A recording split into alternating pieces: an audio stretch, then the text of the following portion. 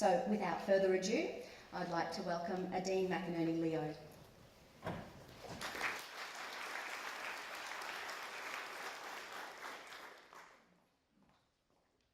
Good evening, everyone. Thank you so much for coming this evening and joining us in what I think you'll find is going to be a very exciting conversation about what the future holds for us.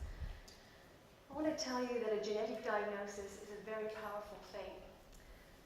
For a couple who have a child who have multiple medical problems, a genetic diagnosis offers an explanation. It offers them some information about prognosis in the future, the opportunity to connect with other families with the same condition, and will also tell them the chances of their having another child with the same condition. Similarly, if you look at inherited cancers, a genetic diagnosis will be able to help us identify who's at high risk in a family, who should have screening, and who's at normal population risk and should have normal population screening. Currently, we know the genes responsible for over 4,500 different genetic conditions, and yet there is genetic testing available for fewer than 400 of these in Australia. Tonight, we would like to share with you some exciting news about technologies that are going to change the information that we can offer patients in the future. But before I get into the nitty-gritty details, let me first take a step back and tell you a little bit about genetics. There's Kate, there's me. Okay. So, we're all made up of cells, skin cells, blood cells, hair cells. And in the center of all of those cells, if you look at a microscope, you see a picture that looks like this. And these are our chromosomes. If you count them out, you see that there's 46 of them. And if you cut them out and arrange them, you'll see that we have 23 pairs. We get one copy of each pair from our mom, and we get the other copy from our dad. For men and women, chromosomes 1 to 22 are the same. And the last pair of chromosomes are the sex chromosomes, with men having an X and a Y, and women having 2 X's. Well, why are chromosomes important, I hear you ask? Well, chromosomes are important because they're made up of DNA, and the job of chromosomes, is to carry our genes. Let me just take a step back. So the job of chromosomes is to carry our genes. Our genes are responsible for coding for a protein. You can see here that our genes are made up of A, C, G, and T. That's the letters of our genetic code. If there's a mistake in one of these letters, that's called a mutation, and that's going to affect the quantity or quality of protein that gene makes, and this in turn causes a genetic condition. Now, we've got a lot of fancy techniques that allow us to look at the code, our genetic code, and one of them is just straightforward sequencing, as you can see here. You can see that all of the letters have a different color, and it's very easy to read the sequence within that gene. And this is typically how genetic testing is done today, one gene at a time. And you know, that works very well in instances where there's small genes or where we know exactly where to look. However, it poses a big challenge when there's very large genes or conditions caused by many different genes. And obviously, it's not going to work at all if we don't know the gene that caused the condition in the first place. So genetic testing in the future is going to involve sequencing multiple genes at the same time, or multiple genes in parallel. And you'll hear people refer to this as massive parallel sequencing, or for the Trekkies amongst us, next generation sequencing. And next generation sequencing has involved many different things, and the more common ones that we do here are whole exome sequencing and whole genome sequencing. So first, let me tell you about whole exome sequencing. So you remember that I said before that the job of a gene was to code for a protein. Well, actually, technically that wasn't correct. It's not the whole gene that codes for a protein. A gene is made up of different regions called exons and introns, and it's the exons alone that code for the protein. Now, what's really interesting about the exons is that it makes up less than 1% of all of our genetic material, and yet 85% of genetic diseases are thought to arise from mutations within the exons. And therefore, by sequencing the exons alone, we've got a very high a priori chance of being able to identify the genetic cause for a condition. How do we do that, I hear you ask? Well, basically, if we take our DNA, a segment of our DNA that's got introns and exons here, the first thing that we do is break it up into little pieces or fragments. We then get baits. Now, for any of you out there who are fishermen, you will know that if you go fishing and you want to catch barramundi, you use one type of bait, and if you want to catch swordfish, you use a different type of bait. And that's exactly how whole exome sequencing works. We add baits that are specific for every single exon in every single one of our 21,000 genes. So obviously, that's a lot of bag. We pull those out, we get rid of everything else that's not exons, and we only sequence those parts. This is called whole exome sequencing. And anytime you do whole exome sequencing, you get a lot of data. And our computer gurus here will process all of that data into the largest Excel spreadsheet that you have ever seen. And it is then my job to look at all 210,000 rows and lines to then filter through and look for mutations in genes which we already know cause these conditions. Like say for cystic fibrosis, we look at the cystic fibrosis gene. If there aren't any mutations in the known genes, then I get to reanalyze that data to look for new genes.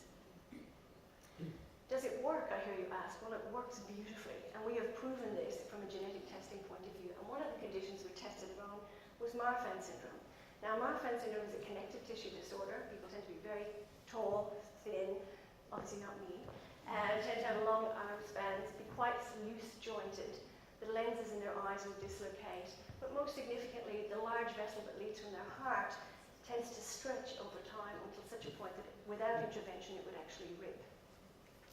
There's been a lot of famous people who've had Marfan syndrome, a lot of famous sports personalities. You can imagine that in basketball it could be an advantage to be 7 foot tall. But this is Vincent Schiavelli, who's a famous actor who was a very prominent activist for Marfan syndrome. And it was long thought that Lincoln actually had Marfan syndrome, but we know now, or well, we suspect now that he had a different genetic condition that has overlapping features such as the long face and the long fingers. Well, after seeing the movie, I want to get Daniel Day-Lewis checked for Marfan syndrome as well. But, so why Marfan syndrome? Well, Marfan syndrome is caused by a gene that has 65 exons. So doing sequencing by conventional methods is extremely time-consuming and expensive. But whole exome sequencing does it in one step and works very well. We've also used this technology to find new genes. For example, a baby with a very small rib cage, short limbs, extra fingers and toes, cardiac abnormalities, renal abnormalities, a group of disorders called short rib polydactylies, most of which are lethal in the newborn period. We collaborated with a family where a baby was affected, and we looked in that baby for mutations in the known genes, and we weren't able to identify any. So I reanalyzed the data and identified a new gene. And that's just one of over a dozen genes that we've identified here in the past couple of years using this technology. So whole exome sequencing works extremely well, but it's not perfect. All those baits that I told you about at the beginning, they don't always stick where they're supposed to stick. And even if they did, we would still be missing at least 15% of congenital abnormalities. And this is the beauty that whole genome sequencing is going to solve for us. So with whole genome sequencing, we take our molecule, we fragment it again, but instead of just pulling out a subset to sequence, we sequence everything. And then our computer gurus, our bioinformaticians line all of this up, figure out how they overlap and what gene they came from in the first place, and again produce an even larger Excel spreadsheet for me to analyze. So just to give you an idea, by sequencing all of our genetic code, that is 3.2 billion letters. Now, if you wrote out the letters A, C, G, and T with no spaces on a sheet of paper, you would fit about 4,000 letters on a page, which means you'd need 80,000 pages in order to write out our entire genome. This dictionary is 2,000 pages, so you would need 40 of these just to document your entire genetic code. So, pretty massive. What's whole genome going to do for us? Well, it's going to give us a much better quality exome than we've enjoyed so far. And it's also going to allow us to look at the rest of the genome. So far we've been focusing on conditions that have a strong genetic component, but not so much complex conditions like asthma and diabetes that have some environmental and some genetic components. And those are almost certainly going to be outside of the exons, and so we'll be able to look at those as well.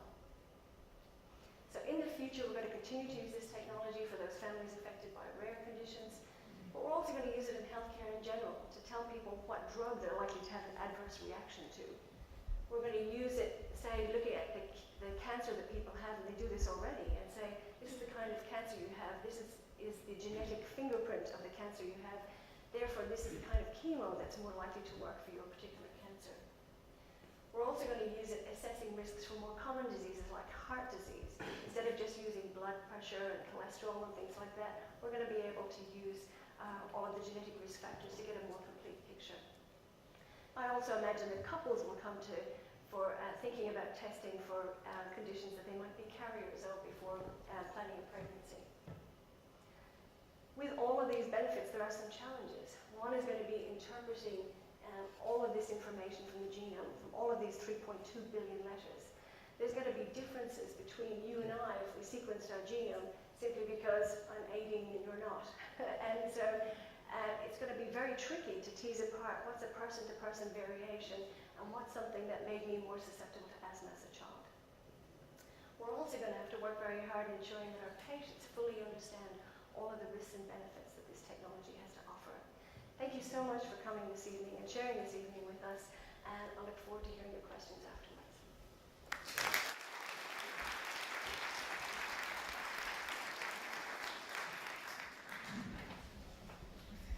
Thanks, Adine. The whole time she was talking, I was just thinking, I think I want mine. We'll have to talk about that later. It could be the take-home for everybody as we walk out the door, a little voucher. Okay.